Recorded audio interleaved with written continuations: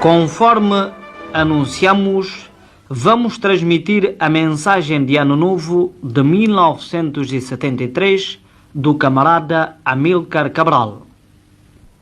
Camaradas e compatriotas, neste momento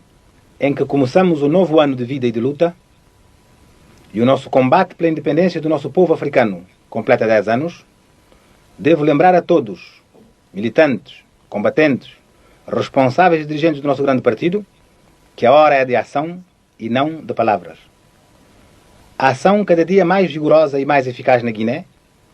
para infligir maiores derrotas aos colonialistas portugueses e tirar-lhes todas as pretensões, tão criminosas como vãs, de reconquistar a nossa terra. A ação cada dia mais desenvolvida e melhor organizada em Cabo Verde, para passar a luta a uma fase nova, de acordo com as aspirações do nosso povo e os imperativos da libertação total da nossa pátria africana. Devo, no entanto, respeitar a tradição para vos dirigir algumas palavras, nesta hora em que todos os seres humanos são os que querem a paz, a liberdade e a felicidade para todos os homens, renovam as suas esperanças e a certeza numa vida melhor para a humanidade, na dignidade, na independência e no progresso verdadeiro de todos os povos. Como todos sabem, realizamos no ano findo as eleições gerais nas regiões libertadas, com voto universal e secreto para a criação dos Conselhos Regionais e da primeira Assembleia Nacional da história do nosso povo. Em todos os setores e todas as regiões, as eleições decorreram num ambiente de grande entusiasmo por parte da população. Os eleitores votaram em massa pelas listas que haviam sido elaboradas, depois de 8 meses de debates públicos e democráticos, em que foram selecionados os representantes de cada setor. Reunidos os Conselhos Regionais eleitos, estes elegeram, por sua vez, entre os seus membros, os representantes da Assembleia Nacional Popular. Esta terá 120 membros,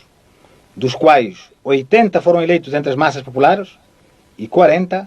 entre os quadros políticos, militares, técnicos, profissionais e outros do partido. Como sabem, os representantes dos setores ocupados temporariamente pelos colonialistas foram escolhidos a título provisório. Hoje, o nosso povo africano da Guiné dispõe, pois, de mais um órgão de soberania, a Assembleia Nacional Popular. Esta será, de acordo com a Constituição que estamos a elaborar, o órgão supremo da soberania do nosso povo na Guiné. Amanhã, com o desenvolvimento certo da luta, criaremos também a primeira Assembleia Nacional Popular em Cabo Verde. E a reunião conjunta dos membros destes dois órgãos formará a Assembleia Suprema do povo da Guiné e Cabo Verde. A criação da primeira Assembleia Nacional Popular na Guiné, uma vitória transcendente da luta difícil, mas gloriosa do nosso povo pela independência. Ela abre perspectivas novas para o avanço da nossa ação política e militar. É o resultado dos esforços e sacrifícios consentidos pelo nosso povo nestes 10 anos de luta armada. É uma prova concreta da soberania do nosso povo e do seu elevado grau de consciência nacional e patriótica. Quero, pois, neste momento, endereçar as minhas felicitações calorosas ao nosso povo, a todos os eleitores e eleitoras que, como mulheres e homens conscientes, souberam cumprir tão dignamente os seus deveres de cidadãos livres da nossa nação africana. A todos os militantes, responsáveis e dirigentes que, nas comissões eleitorais ou noutros setores de atividade, deram a sua melhor contribuição para o êxito desta realização que ficará na história da nossa terra. Felicito com igual entusiasmo os valorosos combatentes das nossas Forças Armadas que, pela sua ação corajosa, criaram em todos os setores a segurança necessária à realização das eleições, apesar de todas as tentativas criminosas do inimigo colonialista, no sentido de evitar que elas se realizassem. Mas uma Assembleia Nacional, como qualquer órgão de qualquer corpo vivo, deve poder funcionar para valer a sua existência. Temos, por isso, uma tarefa maior a cumprir no quadro da nossa luta neste novo ano de 1973. Devemos fazer funcionar a nossa Assembleia Nacional Popular. E vamos fazê-lo para realizar completamente as decisões tomadas pelo nosso grande partido na reunião do Conselho Superior da Luta de agosto de 71, decisões que foram entusiasticamente apoiadas pelo povo. Vamos, no decurso deste ano, e tão cedo quanto seja possível e conveniente, reunir a Assembleia Nacional Popular na Guiné, para que ela cumpra a primeira missão histórica que lhe compete: a proclamação da existência do nosso Estado, a criação de um executivo para esse Estado e a promulgação de uma lei fundamental, a da primeira Constituição da nossa história, a qual será a base da existência ativa da nossa nação africana. Quer dizer, representantes legítimos de primeira missão escolhidos pelas populações e eleitos livremente por cidadãos conscientes e patriotas da nossa terra,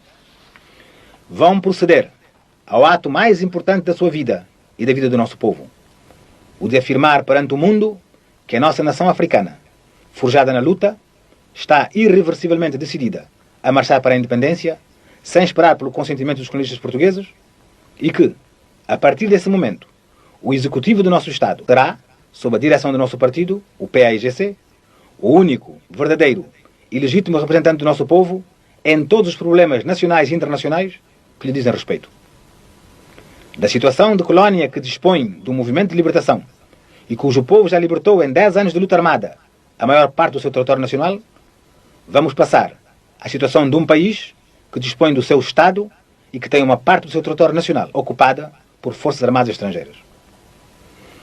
Esta mudança radical na situação da nossa terra corresponde à realidade concreta da vida e da luta do nosso povo na Guiné, baseia-se nos resultados concretos da nossa luta e tem o firme apoio de todos os países e governos africanos e de todas as forças anticolonialistas e antirracistas do mundo. Ela corresponde também aos princípios da Carta das Nações Unidas e às resoluções adotadas por essa organização internacional, nomeadamente na sua 27ª sessão. Nada, nenhuma ação criminosa ou manobra ilusionista dos colonialistas portugueses poderá evitar que o nosso povo africano, dono do seu próprio destino e consciente dos seus direitos e deveres, dê esse passo transcendente e decisivo para a realização do objetivo fundamental da nossa luta, a conquista da independência nacional e a construção, na paz e na dignidade reconquistadas, do seu progresso verdadeiro, sob a direção exclusiva dos seus próprios filhos, sob a bandeira gloriosa do nosso partido. A importância transcendente da formação da Assembleia Nacional Popular, da proclamação do Estado na Guiné e da criação dos órgãos executivos correspondentes, os quais não serão provisórios nem viverão no exílio, implica necessariamente muito maiores responsabilidades para o nosso povo e, em particular, para os militantes, combatentes, responsáveis e dirigentes do nosso partido. Estas iniciativas históricas exigem de nós todos mais esforços e sacrifícios cotidianos, mais pensamento para agir melhor, mais atividade para melhor pensar. Pensar cada problema concreto que temos de resolver, de modo a encontrar para ele a solução mais conveniente nas condições específicas da nossa terra e da nossa luta. Elas exigem que intensifiquemos e desenvolvamos a nossa ação política e militar na Guiné, sem descuidar as importantes atividades que temos desenvolvido nos planos económico, social e cultural. Elas exigem que façamos com êxito os esforços necessários para o avanço da luta política em Cabo Verde, para que o nosso povo das ilhas passe, o mais breve possível, a uma ação direta sistemática contra os criminosos colonialistas portugueses. Nessa perspectiva, não podemos esquecer nem um só momento que estamos em guerra e que o inimigo principal do nosso povo e da África, os colonialistas fascistas portugueses, alimentam ainda, com o sacrifício e a miséria do seu povo e por meio de manobras as mais pérfidas e de atos os mais bárbaros, a criminosa intenção e a vã esperança de destruir o nosso partido, liquidar a nossa luta e recolonizar o nosso povo. Por isso, a maior parte da nossa atenção, das nossas energias e dos nossos esforços deve ser dedicada à luta armada, à guerra, à ação concreta das nossas forças armadas, tanto nacionais como locais. Por isso, devemos, no decurso de 1973, pôr todas as nossas capacidades e possibilidades, humanas e materiais, em ação para intensificar mais ainda a luta em todas as frentes, para tirar maior rendimento dos homens, das armas e da experiência de que dispomos, para dar golpes mais duros ao inimigo colonialista, liquidando o maior número das suas forças vivas. Porque a história das guerras coloniais e a nossa experiência de 10 anos de luta nos ensinam que os agressores colonialistas, e muito particularmente os agressores colonialistas portugueses, só compreendem uma linguagem, a da força, só medem uma realidade, o número dos cadáveres. É verdade que em 1972 infligimos grandes derrotas e perdas muito importantes aos criminosos agressores colonialistas portugueses. Dentro de alguns dias, os nossos serviços de informação tornarão público o balanço da nossa ação no ano findo, o qual será amplamente divulgado pela nossa emissora Rádio Libertação e por outros meios de informação. Mas devemos reconhecer que o inimigo, dispondo de mais aviões e helicópteros que lhes são fornecidos pelos seus aliados da NATO, aumentou significativamente os bombardeamentos e os assaltos terroristas contra as nossas regiões libertadas,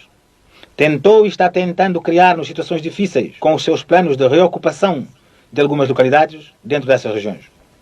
Mas devemos sobretudo reconhecer que, com os homens, as armas e a experiência de que dispomos, poderíamos e devíamos ter feito mais e melhor. Isso é o que devemos fazer e vamos fazer com certeza em 1973, tanto mais que vamos utilizar em todas as frentes armas e outros meios de guerra mais poderosos ainda, com base no maior número de quadros e combatentes mais preparados e com maior experiência. Vamos utilizar com maior eficácia todos os meios de que dispomos e de que vamos dispor para dar golpes decisivos e mortais aos criminosos agressores colonialistas portugueses. Ao mesmo tempo que intensificamos a ação armada em todas as frentes, devemos ser capazes de desenvolver a nossa ação à retaguarda do inimigo, no coração do inimigo, lá onde ele se sente mais seguro. Felicito aqui os corajosos militantes que, com a sua ação decidida,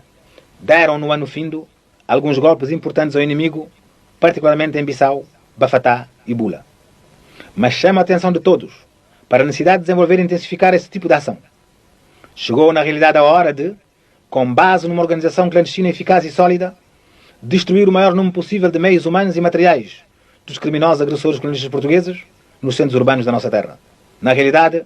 nós enfrentamos um inimigo bárbaro, que não tem o menor escrúpulo nas suas ações criminosas, que usa todos os meios para tentar destruir-nos onde quer que nos encontremos. Por isso, e porque lutamos na nossa terra pelos direitos sagrados do nosso povo à independência, à paz e ao progresso verdadeiro,